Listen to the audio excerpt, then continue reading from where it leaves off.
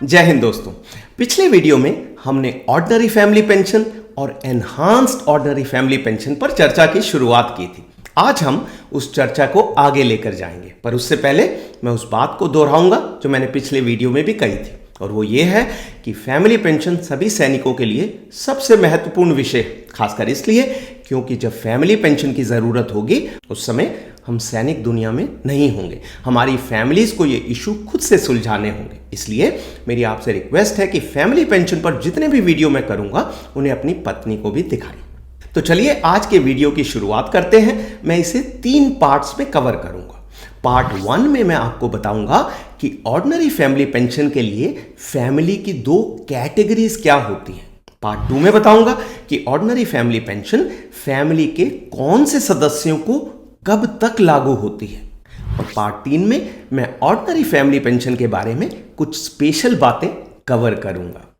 तो चलिए पार्ट 1 से शुरुआत करते हैं, जो है कि ऑर्डिनरी फैमिली पेंशन के लिए फैमिली की 2 कैटेगरीज क्या होती हैं। मैंने पिछले वीडियो में आपको फैमिली की परिभाषा बताई थी। ऑर्डिनरी फैमिली पेंशन के लिए उन सदस्यों को 2 कैटेगरीज में बांटा गया है, जो इस प्रकार है। कैटेगरी 1 में 2 प्रकार के सदस्य आते हैं। नंबर 1 पत्नी। इसमें वो पत्नी भी शामिल है जो सैनिक से अलग रह रही है पर अभी तलाक नहीं हुआ है। और नंबर 2 बच्चे, इंक्लूडिंग अगर कोई डिसेबल्ड बच्चा है। और कैटेगरी 2 में 3 प्रकार के सदस्य आते हैं। नंबर 1 वो बेटी जिसकी शादी तो हुई थी पर उसका या तो डिवोर्स हो गया है या उसके पति की डेथ हो गई है। नंबर 2 माता पिता जो कि सैनिक पर डिपेंडेंट थे जब वो जीवित था। और नंबर 3 सैनिक के वो डिसेबल्ड भाई या बहन जो उस पर डिपेंडेंट थे जब वो जीवित था। अब फैमिली को इन 2 कैटेगरीज में बांटने का उद्देश्य क्या है? तो वो ये है कि कैटेगरी 2 के सदस्य तब तक ऑर्डिनरी फैमिली पेंशन के हकदार नहीं होंगे जब तक कि कैटेगरी 1 के सदस्य पेंशन के लिए इनएलिजिबल ना हो जाए। सरल भाषा में ऑर्डिनरी फैमिली पेंशन के लिए कैटेगरी 2 के सदस्य प्रायोरिटी में कैटेगरी 1 के सदस्यों से नीचे आएंगे। तो ये था पार्ट 1, यानी फैमिली की 2 कैटेगरीज। आगे बढ़ने से पहले मेरी ओर से एक रिक्वेस्ट, मैं आने वाले दिनों में सैनिकों और उनके बच्चों के बारे में बहुत सी ज़रूरी बातें शेयर करूंगा। तो मेरे चैनल को सब्सक्राइब कीजिए और अपने दोस्तों के साथ शेयर भी कीजिए। सब्सक्राइब करने से मेरे वीडियो यूट्यूब ऑटोमेटिकली आपके पास भेजेगा। Thank you. तो अब आते हैं पार्ट 2 पर और एक एक करके देखते हैं कि फैमिली के इन सदस्यों को पेंशन कब तक मिलेगी। तो चलिए पत्नी से शुरुआत करते हैं। तो सैनिक की विधवा पत्नी ऑर्डिनरी फैमिली पेंशन के लिए प्रायोरिटी में सबसे ऊपर आती है और उसे पेंशन मिलेगी या तो उसकी डेथ तक और या उस डेट तक जब तक कि वो दूसरी शादी ना कर ले। मतलब अगर सैनिक की डेथ के बाद उसकी पत्नी दूसरी शादी कर लेती है तो उसकी ऑर्डिनरी फैमिली पेंशन बंद हो जाएगी। पर एक और कंडीशन है, और वो ये है कि अगर उनका कोई बच्चा नहीं था तो सैनिक की पत्नी अगर दूसरी शादी कर भी लेती है तो भी उसे ऑर्डिनरी फैमिली पेंशन मिलती रहेगी। कब तक? जब तक कि उसकी अपनी इनकम मिनिमम फैमिली पेंशन यानी 9,000 रुपए प्लस डीए से ज्यादा ना हो जाए। मिनिमम फैमिली पेंशन और डिपेंडेंट की परिभाषा मैंने पिछले वीडियो में बताई थी। अगर आपने वो वीडियो नहीं देखा है तो इस लिंक पर क्लिक करके देख सकते हैं। चलिए पत्नी की पेंशन को डिटेल में समझते हैं मीता के उदाहरण से। इस उदाहरण में 3 केसेस हो सकते हैं। केस नंबर 1, मीता के पति हवलदार अनुज की डेथ हुई और उसे ऑर्डिनरी फैमिली पेंशन मिलने लगी। अब अगर मीता दूसरी शादी नहीं करती है तो उसे पेंशन तब तक मिलती रहेगी जब तक कि उसकी डेथ नहीं हो जाती। इससे कोई फर्क नहीं पड़ता कि उसकी अपनी इनकम कितनी है। मान लीजिए मीता एक स्कूल टीचर है और उसकी सैलरी 20,000 रुपए है तो भी उसे ऑर्डिनरी फैमिली पेंशन मिलती रहेगी। केस नंबर 2, मान लीजिए हवलदार अनुज और मीता के 2 बच्चे थे और मीता ने अनुज की डेथ के बाद दूसरी शादी कर ली तो उसकी ऑर्डिनरी फैमिली पेंशन तुरंत बंद हो जाएगी और वो बच्चों को पास ऑन हो जाएगी। और केस नंबर 3, हवलदार अनुज और मीता का कोई बच्चा नहीं था और मीता ने अनुज की डेथ के बाद दूसरी शादी कर ली। इस केस में मीता को ऑर्डिनरी फैमिली पेंशन मिलती रहेगी, पर अगर उसकी इनकम मिनिमम फैमिली पेंशन यानी 9,000 रुपए प्लस डीए से ज्यादा हो जाती है तो उसकी पेंशन बंद हो जाएगी। तो ये था कि पत्नी को कब तक ऑर्डिनरी फैमिली पेंशन मिलती रहेगी। अब आते हैं बच्चों पर। तो बच्चे ऑर्डिनरी फैमिली पेंशन के हकदार तभी होंगे जब पत्नी की डेथ हो जाए या फिर वो दूसरी शादी कर ले। मतलब प्रायोरिटी में बच्चे पत्नी के बाद आते हैं। दूसरा, बच्चों को पेंशन मिलेगी जब तक कि उनकी शादी ना हो जाए, या वो कमाना शुरू ना कर दे, और या उनकी उम्र 25 साल से ज्यादा ना हो जाए। इन तीनों में से जो भी कंडीशन पहले आ गई, ऑर्डिनरी फैमिली पेंशन बंद हो जाएगी। उदाहरण से समझाता हूं। तो 3 चीजें हैं, शादी, कमाई और 25 साल की उम्र। मान लीजिए हवलदार अनुज और मीता के 3 बच्चे हैं। गीता उम्र 30 साल, मोहित उम्र 22 साल और रोहित उम्र 20 साल। 30, 22, 20। गीता की शादी हो चुकी है जबकि मोहित और रोहित की शादी नहीं हुई है। अब मान लीजिए कि मीता की डेथ हो गई या उसने दूसरी शादी कर ली, तो ऑर्डिनरी फैमिली पेंशन बच्चों को पास ऑन हो जाएगी। पर किसे? गीता को, मोहित को या रोहित को? तो इसका उत्तर ये है, क्योंकि गीता की शादी हो चुकी है वो फैमिली पेंशन की हकदार नहीं है। अब मोहित और रोहित का क्या? तो इंपॉर्टेंट बात यह है कि generally ordinary family pension family के किसी एक ही मेंबर को मिलती है।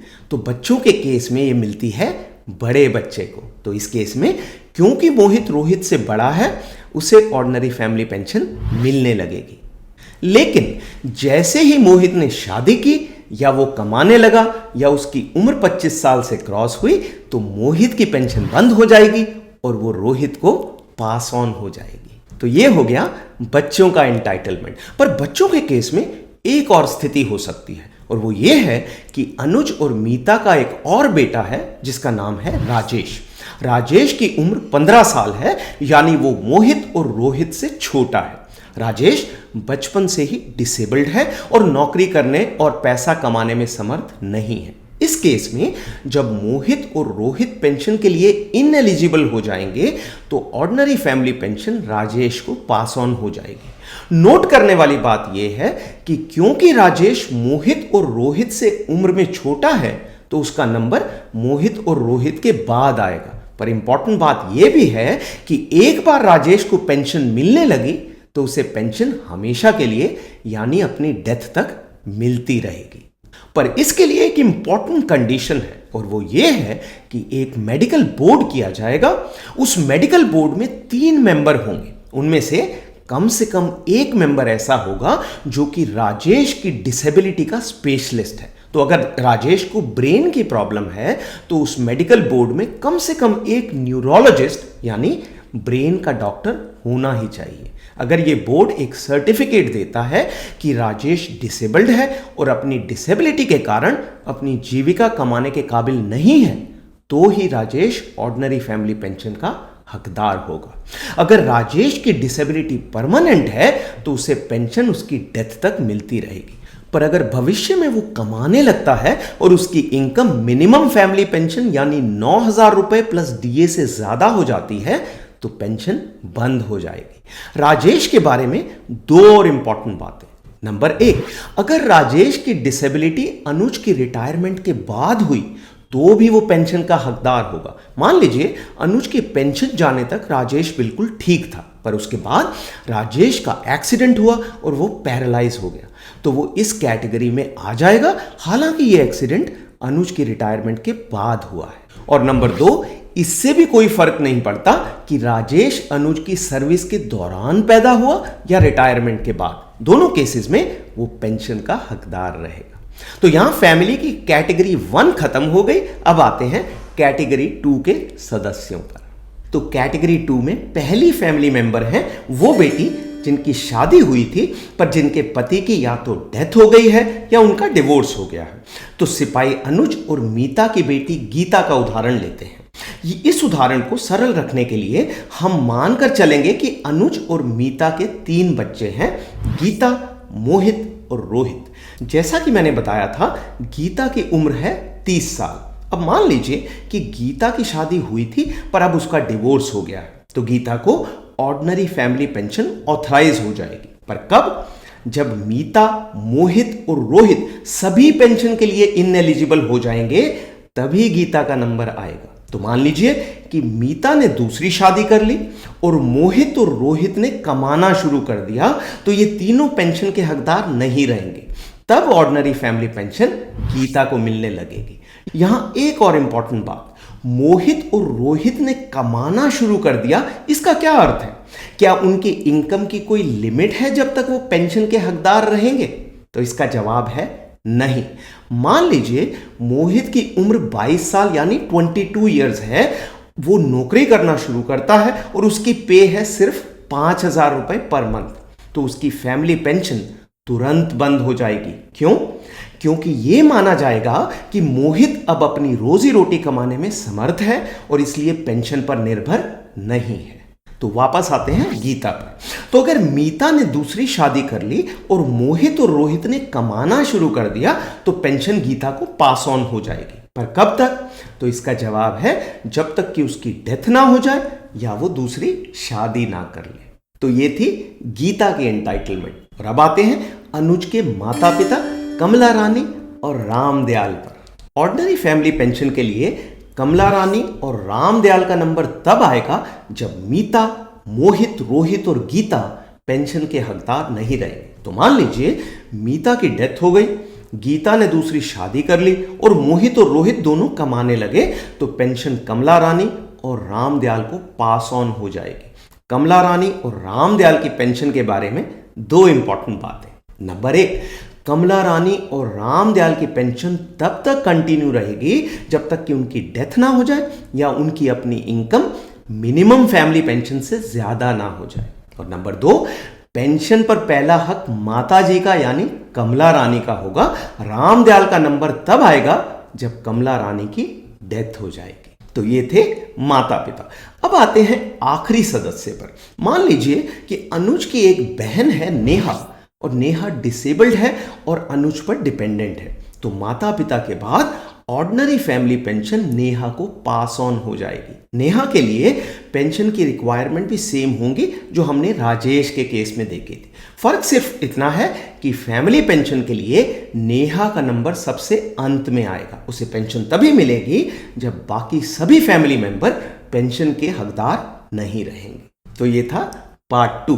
अब आते हैं पार्ट 3 पर, जो है ऑर्डिनरी फैमिली पेंशन के बारे में 4 विशेष बातें, और वो इस प्रकार है। नंबर 1, ऑर्डिनरी फैमिली पेंशन किसी भी समय पर सिर्फ एक फैमिली मेंबर को मिलती है, मतलब ये डिवाइड नहीं हो सकती। तो ऑर्डिनरी फैमिली पेंशन के केस में ये नहीं हो सकता कि आधी पेंशन पत्नी को मिले और आधी माता पिता को। ऐसा स्पेशल फैमिली पेंशन और लिबरलाइज्ड फैमिली पेंशन के केस में संभव है। इन्हें हम आने वाले वीडियोस में देखेंगे। पर जहां तक ऑर्डिनरी फैमिली पेंशन का सवाल है, ये एक समय पर केवल एक ही फैमिली मेंबर को मिलेगी। इस रूल का सिर्फ एक ही एक्सेप्शन है, और वो ये है कि अगर मोहित और रोहित जुड़वा हैं तो पेंशन दोनों में आधी आधी बंट जाएगी। नंबर 2, मान लीजिए मीता सरकारी स्कूल में टीचर है, यानी वो गवर्नमेंट से अपनी इनकम कमा रही हैं, तो भी अनुज की डेथ के बाद मीता को ऑर्डिनरी फैमिली पेंशन मिलती रहेगी। नंबर 3, अगर ऐसे में अनुज और मीता दोनों की डेथ हो जाती है तो बच्चों को 2 फैमिली पेंशन मिलेंगी, अनुज की भी और मीता की भी। और नंबर 4, ऐसा हो सकता है कि अनुज की डेथ नहीं हुई पर वो मिसिंग हो गया, चाहे सर्विस के दौरान या फिर रिटायरमेंट के बाद। मान लीजिए अनुज लीव पर आया हुआ था, 31 दिसंबर 2023 को वो घर से चला गया और मिसिंग हो गया। 1 जनवरी 2024 को यानी 1 जनवरी 2024 को मीता ने पुलिस स्टेशन में रिपोर्ट लिखवाई कि अनुज घर से मिसिंग हो गया है। इस केस में अगर पुलिस 6 महीने तक यानी 1 जुलाई 2024, 1 जुलाई 2024 तक अनुज को नहीं ढूंढ पाती है तो मीता फैमिली पेंशन क्लेम कर सकती है, और उसे फैमिली पेंशन मिलेगी 1 जनवरी 2024 से, जब उसने मिसिंग होने की पुलिस कंप्लेंट लिखवाई थी। एक इंपॉर्टेंट बात, अगर अनुज कोई फ्रॉड या जुर्म करके गायब हुआ है तो मीता को फैमिली पेंशन नहीं मिलेगी। तो ये था पार्ट 3। एंड करने से पहले 3 महत्वपूर्ण बातों को संक्षेप में फिर से बता देता हूं। नंबर 1, ऑर्डिनरी फैमिली पेंशन के लिए फैमिली की 2 कैटेगरीज होती हैं। कैटेगरी 2 के फैमिली मेंबर्स को पेंशन तभी मिलती है जब कैटेगरी 1 के सदस्य पेंशन के हकदार नहीं रहते। नंबर 2, ऑर्डिनरी फैमिली पेंशन किसी भी समय पर सिर्फ एक ही सदस्य को मिल सकती है, मतलब इसे डिवाइड नहीं किया जा सकता। और नंबर 3, अगर सैनिक का डिसेबल्ड बच्चा अपनी जीविका कमाने में समर्थ नहीं है तो उसे हमेशा के लिए फैमिली पेंशन मिलती रहेगी। ग्रेट, तो ये था आज का वीडियो। अगले वीडियो में हम स्पेशल फैमिली पेंशन पर चर्चा करेंगे। तब तक अपना और अपनी फैमिली का ख्याल रखें और स्वस्थ रहें।